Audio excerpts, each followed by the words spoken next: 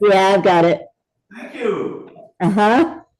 Jonathon Marlowe, and his wife Angela have been senior pastors of Mount Zion United Methodist Church in Cornelius since 2018. Before that, he served several other United Methodist churches in North Carolina. He is a native of Charleston, South Carolina. He graduated from Emory University and completed his Master of Divinity from Duke University Divinity School. He has been a member of the Rotary Club of North Mecklenburg since 2018. He and his wife just celebrated their 31st wedding anniversary, and they have 2 adult daughters and 1 grandson. And it's all up to you, Jonathon. Okay. Now tell me how to get this up there. Oh, there it is. All right. We got it. Magic. And then I'm gonna do slideshow, and you can just tell me next slide, and I'll progress. Oh, okay. So I really don't, Yeah, you really don't, I don't need my computer hooked up to that. No. Not unless you want. No, that's very good, very good. Okay. All right, so the Northern Ireland peace process. First of all, let me just say how glad I am to be with all of you today. Maybe I should sit over here. If I sit over here, Yes, Yeah. that camera will catch you and you'll be able to. Okay, Folks good. at home will be able to see you better. Good. So I'm delighted to be here with you today. And like I say, I've been a Rotarian for 6 years and a member of the North Mecklenburg Rotary Club. And I'm a United Methodist minister. And about a year ago, I took part in this peacemaking cohort. And as you know, peacemaking is part of the mission of Rotary. And like on the next slide, that's a picture that's on our Rotary Club website about promoting peace. And on the next slide, it continues to talk about how peace is such an integral part of Rotary as an international organization. We're practitioners, educators, mediators, and advocates for peace. And today, there are over 70 million people that are displaced as a result of conflict and violence and persecution and human rights violations. And by carrying out service projects and supporting peace fellowships, we as an international organization try to address the underlying causes of conflict, including poverty and discrimination, ethnic tension, and lack of access to education. So, next slide, we'll get into what I'm going to be talking about today. So, like I say, about a year ago, if you'd have asked me what I knew about Ireland, I would have said the Boston Celtics and Notre Dame and Frosted Lucky Charms, they're magically delicious. But when I started taking part in this peacemaking cohort, it was organized, and our host was a man named Gary Mason, who lives in Belfast, Northern Ireland. And he has a history of trying to make peace in what has been a very violent, sectarian-filled area of strife, particularly between 1968 and 1998. Between 1968 and 1998, Northern Ireland, and especially Belfast, was plunged into this terrible cycle of violence. And that included bombing, and I'll get to some of the history of that in just a moment. But they eventually found a way to work themselves out of that terrible cycle of violence that they were engulfed in. And that's what we studied. The week after Easter of this year, we went to Belfast, a group of about 20 people. And Gary Mason, who has founded an organization called Rethinking Conflict, was our host. Now, just to give us a sense of the lay of the land and where things are, we met with somebody while we were in Belfast the week after Easter, April the 2nd through 9th, who works with refugees who come to Belfast, and when they get there, they say, "Where are we?" And are we in Ireland? Are we in England, the United Kingdom? Where are we? And that is, they pretty much put their finger just on what the problem has been. Where are we? What's our history? What's our identity? Northern Ireland is pulled in two different directions. On the one hand, they are Irish. And on the other hand, they're part of the United Kingdom. And the pulling apart in those two different directions is largely what caused the sectarian violence to burst out between 1968 and 1998. Now, I'm just going to point out a couple of things just so we know the area that we're talking about. In the 16th century, this is going way back, I realize, but you got to get the history right to understand the violence. In the 16th century, King Henry VIII, who was King of England, announced one day, you know what, I'm not only the King of England, I'm the King of Ireland too. And the Irish didn't take too kindly to that. And they said, we don't want to be just a colony of England, we want to be independent. We want to be our own nation. Does this sound familiar to anybody with American history? Probably so.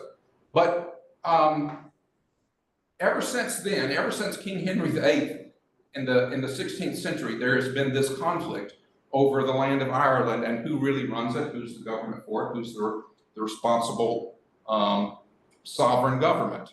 So in the 17th century, people from Scotland and Northern Ireland began to settle in the northern part of Ireland, which was called Ulster. And the Scottish people and people from northern England started to settle there, and they established a plantation system, really, whereby the Gaelic-speaking people who were natives of Ireland basically became vassals and tenants on land that used to belong to them. And by that time, these folks were Protestants by the 17th century. In the 16th century, there was no division between Catholicism and Protestantism. But by the 17th century, there was. And so these people who settled in the land were Protestants. And they were taking over the land which had formerly belonged to Catholics. And therein lies a lot of the historical seeds of violence that broke out so horribly in the last 30 years of the 20th century. So there was always a tension. Are we Irish or are we English? But it was controlled by England, by the United Kingdom. Until the year 1916, there was something called the Easter Uprising, in which in the city of Dublin, some Irish people took over the post office and said, we're Irish, we're not British.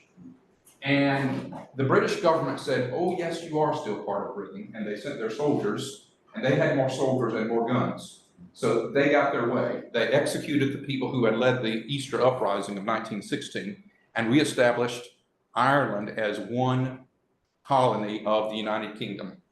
But there was so much resentment of England because of that, historically, that by the year 1921, after World War I was over, they kind of came to a compromise, and this became Northern Ireland, which was part of the United Kingdom, still is today, but the rest of Ireland became an independent nation, the Republic of Ireland. That happened in 1921. But then they were presented with a problem. The problem was kind of a problem of what they call the double minority. And that is, most of the people of Ireland as a whole are Catholic. And so Protestants feel like they're in the minority and they have to hold on to their own ground, even by using violence, so that they can maintain their identity. But in Northern Ireland, most of the people are Protestants. And the Catholics feel like they are in the minority and they have to fight just to maintain their identity. So both sides claim the status of being the persecuted minority. And depending on which way you look at it, you could understand that. But when both sides claim to be the persecuted minority, just trying to maintain their identity, the seeds of violence broke out. In 1968, by the way, flip to the next slide.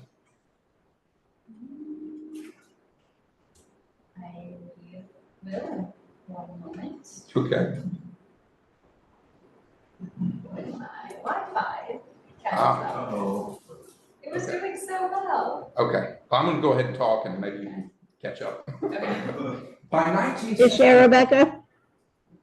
Oh, I think, okay, we got it. I think we're okay. Oh, yeah, there we go. So, yeah, I was just showing you about how big Ireland is. Wow. All of the island of Ireland is smaller than the state of North Carolina. Okay, and the next slide will show you that the Republic of Ireland is about the size of South Carolina. So we're not talking about a huge country, geographically speaking, but it has had enormous influence beyond its borders. There are a lot of Irish Americans. A lot of Irish Americans had a role to play in this, as we'll talk about in just a minute. All right, so you can flip on to the next slide. So by 1968, the Catholics of Northern Ireland, again, they felt that the whole country of Ireland should be one independent nation. And they were called Republicans. That has nothing to do with Republicans in our country. In Ireland, a Republican is simply someone who believes that all of Ireland should be one republic, the Republic of Ireland. They're called Republicans. There are other folks in Northern Ireland who are called Unionists, and they think that Northern Ireland should remain as part of the United Kingdom. They're called Unionists. Okay. By 1968, yes. I'm sorry to cover this. What's the population of the, Okay. Northern Ireland is 1.5 million, and 2/3 of those are Protestant. The population of all Ireland, I think, is about 3 million. So, but by 1968, the Republicans, that is, those who wanted Ireland to be one nation, were tired of being mistreated by the Protestants in Northern Ireland. How were they mistreated? A couple of different ways. They were,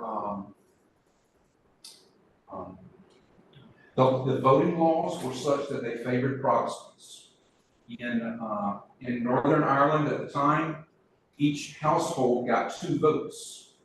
Well, for Protestants, that's fine. There were usually 2 adults in the household. But for Catholics, who were historically poor, they had maybe 6 adults living in the household, but still only got 2 votes.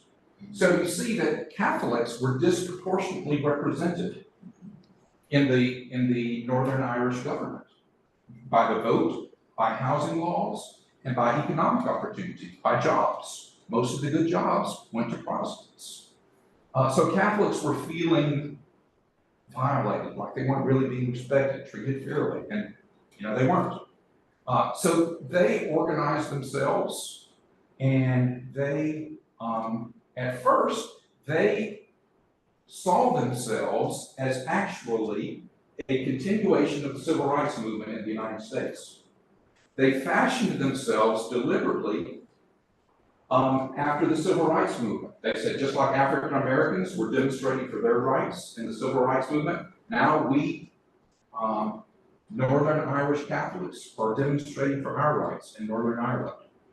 And if you remember, Dr. King even said in his great I Have a Dream speech, Protestants and Catholics, Jews and Gentiles, black and white. So he was aware of this Protestant Catholic division. Anyway, they planned a march from Belfast to Derry. It was modeled after the march from Selma to Montgomery, Alabama. And at first, they were committed to be nonviolent. Like I say, they fashioned themselves after Martin Luther King and the Civil Rights Movement. But by the time they got to Derry, demonstrating for Catholic rights, they were so brutally suppressed. They were so brutally beaten, much like the civil rights activists were in Selma. They were so brutally beaten by the police, who were all Protestant, that they gave up on the hope of ever gaining anything nonviolently, and they turned to violence. And that set into motion, beginning about 1968, that set into motion these 30 terrible years of sectarian violence, primarily between Protestants and Catholics. However, as you look at it historically, the division went much deeper than the religious division. It was actually a division over who would run that part of their country, the Irish government or the British government. So it was an argument over land and identity, and it also had some religious elements in it, because most of the people who were Republicans were Catholic. Most of the people who were Unionists were Protestants. So, next slide. Oh, that's good. That's what I wanted to say. Most of the people who were Protestants, they were loyal to the crown. They were called loyalists sometimes. They honored the Union Jack. And today, if you go to Belfast, much of what you see in eastern Belfast, you will see a Union Jack. You will see a British flag. But if you go to West Belfast, even today, what you see is the tricolor, the Irish flag. And for 30 years, these two factions, they organized themselves into paramilitary organizations, both on the Protestant and Catholic side. The Irish side is what we probably heard more about, the IRA, the Irish Republican Army. They were planting bombs in Protestant neighborhoods, trying to assert their independence from Britain. In response to that, Protestants got organized into a Protestant paramilitary, and they planted bombs in Catholic neighborhoods, trying to uproot the IRA. And they got to a point where in the middle of Belfast, you could not park your car. You could not park your car in Belfast because there were too many car bombs.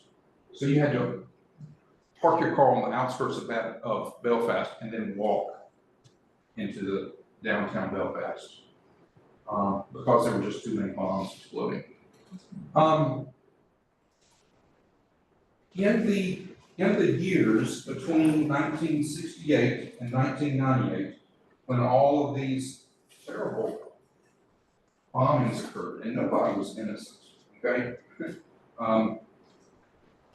But let me just give you some statistics.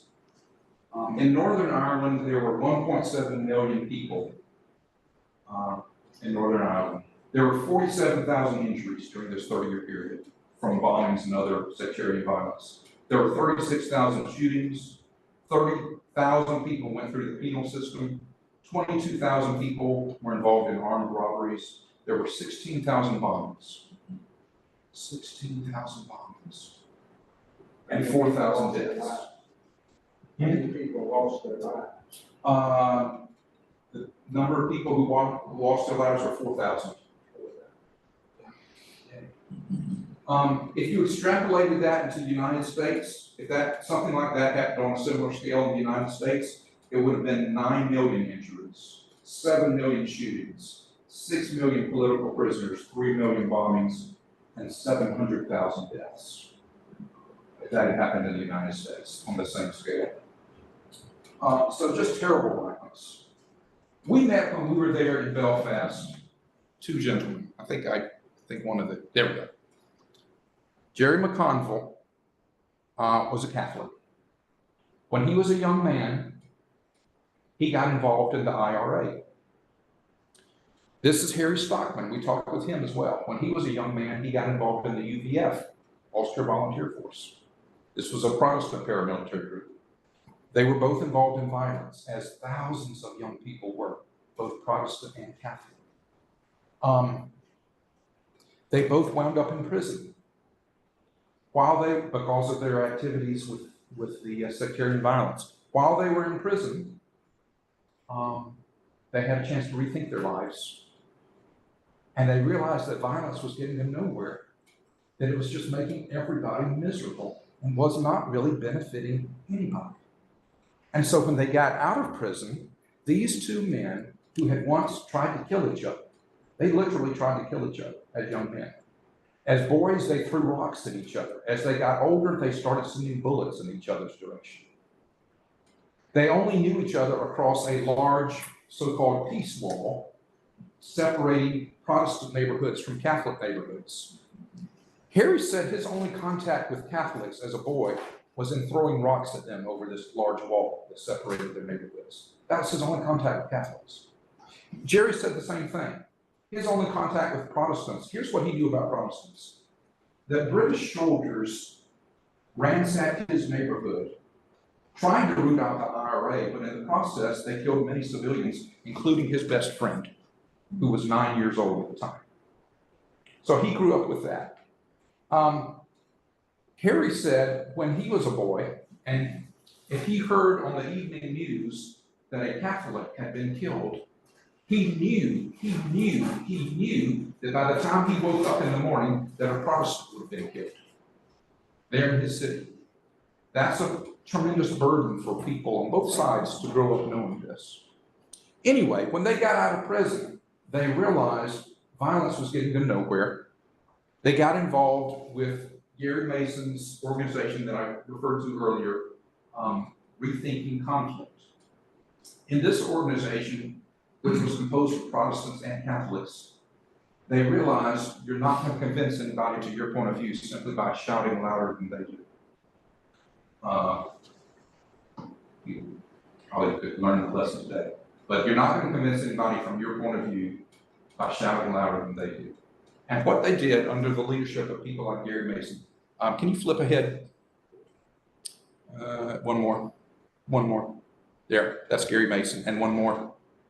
That's Gary being recognized by the Queen of England for his peacemaking efforts in stopping the sectarian violence. Anyway, what they realized is that peacemaking is possible when you, first of all, put down your weapons, and then you start listening to other people as people, and not just as things.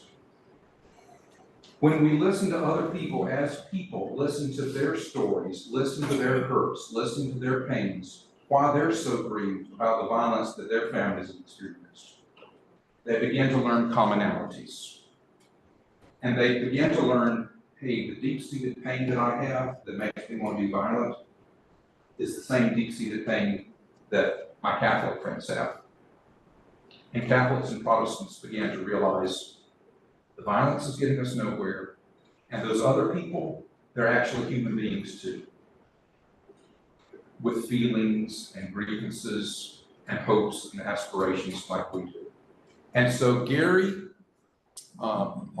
Jerry and Harry, the two men that I showed you a few minutes ago, began meeting together once a month. They listened to each other's stories. They realized that the other side was not just some terrible monster, that they're human beings too. And Protestants and Catholics in small discussion groups. This didn't happen in large ways that you saw reflected in the newspapers the next day. This happened in very informal small groups. But they began to gather up enough momentum that by the time of 1998, if you'll flip forward to one there, the Good Friday Agreement happened in 1998. It happened on Good Friday. I'm almost out of time. But in the Good Friday Agreement, they began to have talks, and they were helped in this by a United States Senator, George Mitchell from Maine. And they came to this agreement whereby they agreed that whenever the majority of people in Northern Ireland want Ireland to be independent, and the majority of people in the Republic of Ireland want to be independent, then both governments of Ireland and the United Kingdom are honor-bound to honor the will of the people. And someday, if that ever happens, it hasn't happened yet, but if someday the majority of people in Northern Ireland and the Republic of Ireland vote to be reunited, then they will be, and there'll be one Republic of Ireland. I don't know if that'll ever happen or not, It may or may not ever happen. There's a complex array of different factors that will influence that. But at least until that time, they're not killing each other anymore. The IRA agreed to turn in their weapons. Gary Mason, whom we met with, his church, he's a Methodist minister, but his church served as a meeting place where members of paramilitary organizations came in to decommission their weapons. So far, for the past 26 years, they just had their, I think, 26th anniversary of the Good Friday Agreement. There have been no major outbreaks of violence.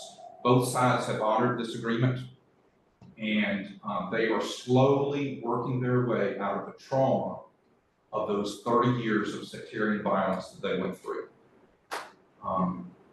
Although you still see it coming to the surface. I'm going to pause for a few minutes and see if you've got questions. Would you go back to what the agreement was? How Yes. did that? Yeah, the Good Friday Agreement. Yeah. So leaders from the IRA, leaders from the UVF, both Protestant and Catholic, leaders came together in Belfast at Queen's University in Belfast, and the U.S. Senator George Mitchell from the United States came as an emissary of Bill Clinton, actually, and there, as you may know, there are lots of Irish Americans involved in the American government. So, but they had the experience necessary to bring both sides together. They agreed, the Republicans and the Loyalists, the Catholics and the Protestants, agreed that whenever in Northern Ireland there's a referendum, they will have a referendum when they think the time is right. We don't know when that'll be. When they think the time is right, there'll be a referendum. Everyone will be able to vote. And if the majority of people in Northern Ireland agree to be reunited as one Irish republic, and if the majority of people in the Republic of Ireland agree that they want to be reunited as one country, one republic, then they will be, with Dublin as their capital. But they haven't decided yet when they're gonna have a vote? No. Do they have any kind of feeling as to where they stand currently in that? When you Well, said majority, are they at 45, 55, or are they at 28? it depends on who you ask. Different polls reveal different numbers. And initially, 30 years ago, or 26 years ago when this was passed, they thought that, hey, this will be passed, this will take place in just a few years. Because the Catholic birth rate, and most Catholics are Irish, the Catholics have a higher birth rate. And so the Catholic population, they thought, would be increasing at a much higher rate than the Protestant birth rate. And so there would eventually be so many Catholics that they'll be able to vote for all of Ireland to be one country again. But what has happened is there has been so many Catholics who have immigrated to other countries. And the Catholic birth rate has not increased as quickly as they thought that it would. I can give commentary on that, but I won't.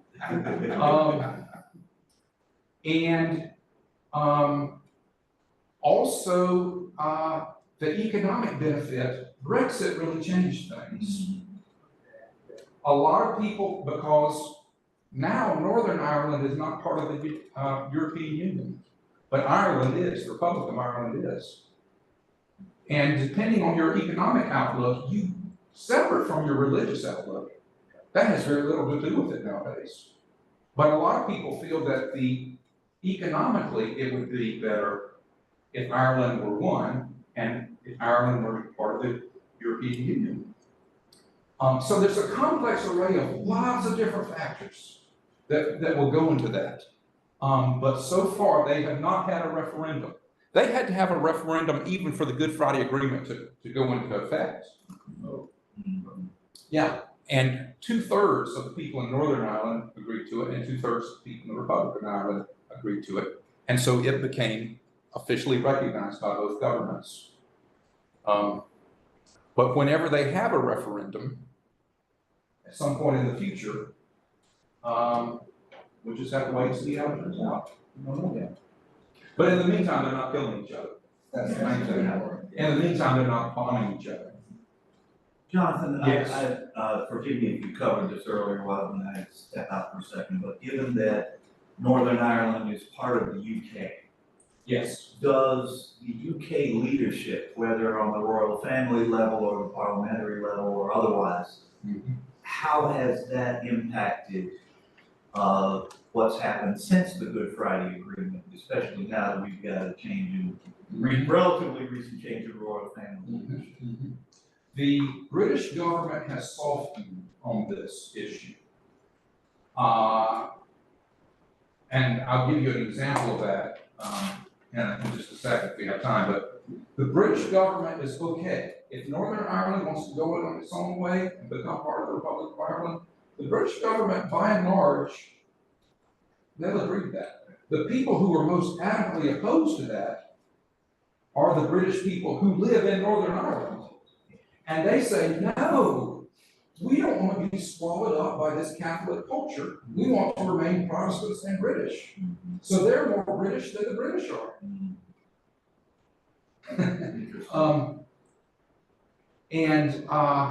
Can I just flip there? This man that we met with is the High Sheriff of Belfast. That means he's the representative of the British Crown in Belfast. He spent time in prison himself as a young man because he got involved in the paramilitary violence on the Protestant side. He came out of prison like thousands of other young people did, realized the folly of violence and wanted to do something to change it. He invited us to tea that day in the town hall of Belfast. At one end of the tea room, he had a picture of King Charles, the new King of England, and the President of Ireland, both pictures of both men. That spoke volumes. And at the other end, you know who they had a picture of? Nelson Mandela. And it was symbolic of his way of saying, we need to work together for peace to put an end to our sectarian violence. And those three pictures spoke volumes in his tea room. The King of England, the President of Ireland at one end.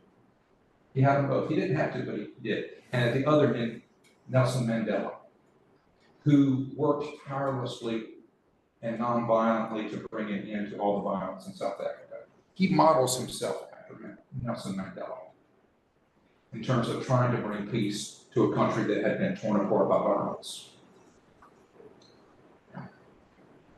I realize I'm probably out of time. No, you're in good shape, Patrick. When is your next trip back then? You're planning another trip? I would love to go back. I don't have any particular plans right now, but I would love to go back when they get closer to a time when they can have a referendum. And frankly, I don't know whether it'd be a good thing or not for Ireland to be reunited as one nation. Really? I think that so long as they can all live together in peace, they'll be all right. And they could do that either way.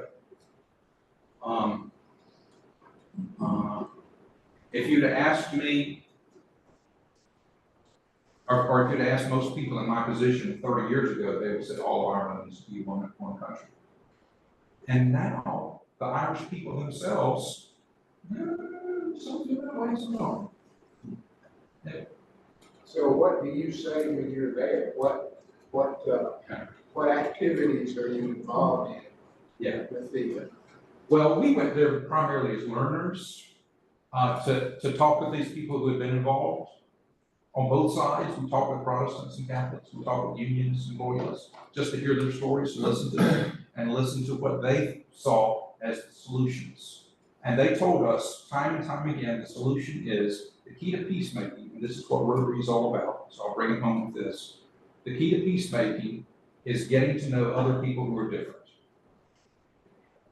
and appreciating them as human beings, not as monsters, being faithful to your own religious tradition, whether it be Protestant, Catholic, or in our country it's something else, and realizing that the deepest roots of your religious traditions are peaceful, and joining hands with those who are different. And those two men that I showed you that once tried to kill each other over differences as Protestants and Catholics, one of them now, the Catholic one, his granddaughter married Protestant. Yes. That speaks volumes. Yes. Was it, how did you get involved in this, like, to become a passion project for you? Was it through the Rotary, or was it through the church, or how did you come to find this? It was through the church. My bishop, my United Methodist bishop, invited about 20 people, 20 United Methodist pastors to be part of this project. And we did it to increase our skills in conflict management and peace building in the United Methodist Church. I won't go through all of our history right now, but we needed those skills in peacemaking as well. But it also coincides very nicely with the aims of Rotary. And that's why when some of my friends in the North Mecklenburg Rotary heard me talking about it, they asked me to do a program for North Mecklenburg Rotary, and someone heard about it and asked me to come here today. So, but I was able to. Yes. I just have one question. Yes. You talk about Catholic versus Protestant. Yes. But if you looked at the groups, Yes. average income versus average income, family income, how disparate is it? Yeah. It is coming closer, but historically, Protestants have been more wealthy than Catholics. Because it's in, they're reaching, that's the crown reaching in, like, Catholics. It's a hard, that kind of overshadows all the, Right. Right. religious differences. That's right. And the differences go deeper than just Protestant and Catholic. The differences go back historically before the Protestant church ever existed. The interesting thing to me, I remember reading about the potatoes annually. Yes. Yes. And they had food, shipping it back to England. That's right. People starved to death in Ireland. That's exactly Irish, right. I mean, Irish, if there were time for a revolution, that was it. You're exactly right. That was and the resentment that came out of that It's never gone away. fueled the fires of what they called the Troubles, that period from 68 to 98, where there was so much violence in Northern Ireland. Yes, the resentment over things like the British response to the potato famine is those kinds of things are exactly the roots of the resentment and then later violence. And that became the impetus for the migration into the United States. That's true too. That's exactly right. And Boston College, which is a Catholic university, was deeply involved in the Belfast peace process. If you want to do more research, you can look it up online. But Boston College was deeply involved in this process here in the United States because of the presence of so many Irish Americans. It's always impressed me that people want to talk about the religious values and things like that. When in fact, it's dollar marks that really drive the differences. Yes, to a large extent, yes. What's the position of the, He was asking his question, then I'll get your question. what's the position of the Catholic Church in the Troubles? Good question. The Pope himself, during the Troubles, spoke out against violence from any side. But the Pope himself was hated by many Protestants in Northern Ireland. They saw him as a tool of the IRA. They saw him as a tool of violence. They said he talks about peace, but he is fueling the violence. And the Catholics are really trying to take over Northern. This was how the logic went. The Catholics are trying to take over Northern Ireland. Isn't that horrible? They're faithful to the Pope, and they're trying to take over Northern Ireland, and we've got to defend ourselves. And they organized themselves into these violent paramilitary groups, which fueled the violence. And I'm embarrassed to say this as a clergyman myself, But neither the Protestant church nor the Catholic church in Northern Ireland had much to say about it. Here, their people were killing each other during the week. They would come to church on Sunday mornings to a Protestant church or a Catholic church, and the church would say very little about it.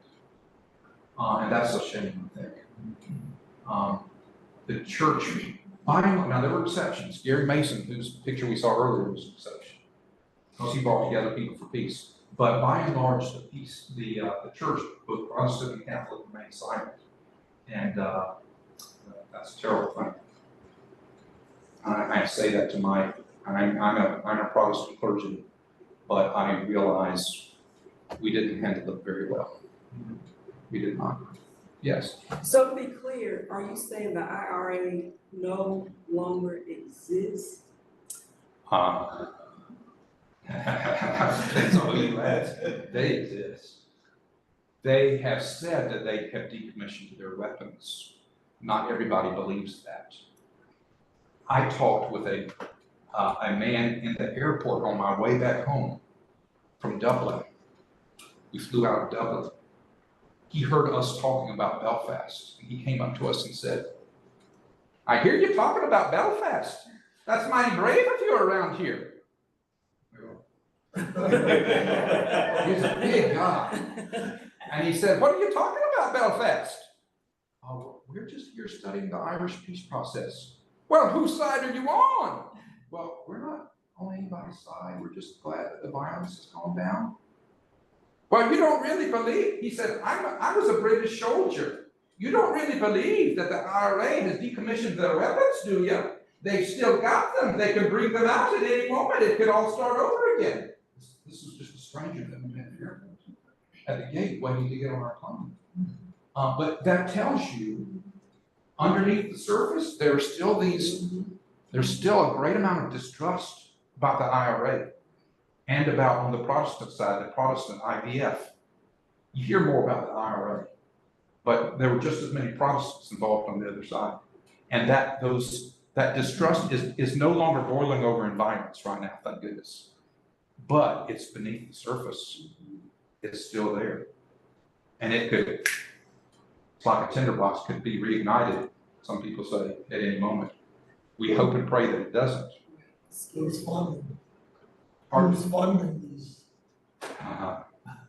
Well, one of the statistics, like I said earlier, was during the Troubles, that 30-year period from 68 to 98, there were 22,000 armed robberies. They robbed banks. They also got money from different Irish Americans in the United States, both Protestant and Catholic, appealed to their Irish kinsmen in the United States, and they got some of their funding from U.S. citizens. Yeah. But a lot of it came through crime.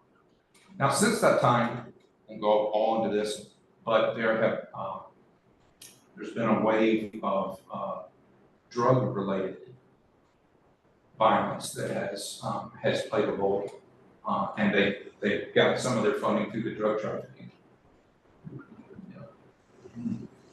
I was reading an article one time about in this Brexit, pre-Brexit and post-Brexit vote that the Northern Irish did not vote very heavily. Their vote would have swung the thing the other way if they hadn't, because they were so pro-British. Yeah. Some people will say that. That's right. And I know I've gone over time, and I'll just wrap it up this way. When we came back to the United States after a week in Belfast, the insights of the group together were, we don't think something like this is going to happen in the United States. Not this kind of sectarian violence, obviously, but there are pockets of people who would resort to violence in the United States. And the fear would be that if one pocket of people, like over the elections coming up later this year, if one pocket of people resorts to violence, it would trigger a counter reaction from another pocket of people. And that's the way that these large-scale conflicts would begin. There's a movie out right now, it's called Civil War. I don't know if any of you have ever seen it. It's a fiction. It's a fictional kind of apocalyptic account of what would happen if in the United States some kind of civil war like this broke out. And I'm not saying something like that is going to happen in the United States. I'm not. What I'm saying is there are seeds of violence, and that the more we do to get to know other people who are different from us, those are the way we build bridges of peace. And that's one of the missions of Rotary International. I can so appreciate you saying that. Thank you. Jonathan, thank you so much. We really appreciate you being here. And just a small token of our appreciation, a Rotary mug, and we have a task for you. Okay. Oh, pick out one of them right over here and pick a raffle ticket. We do this also. In the absence of David Hodgkins, who wins about 85–90% of the time, we'll see who actually gets it. So if you'll call out the last few digits. 2335 are the last 4 digits. 235. 2335, Howard.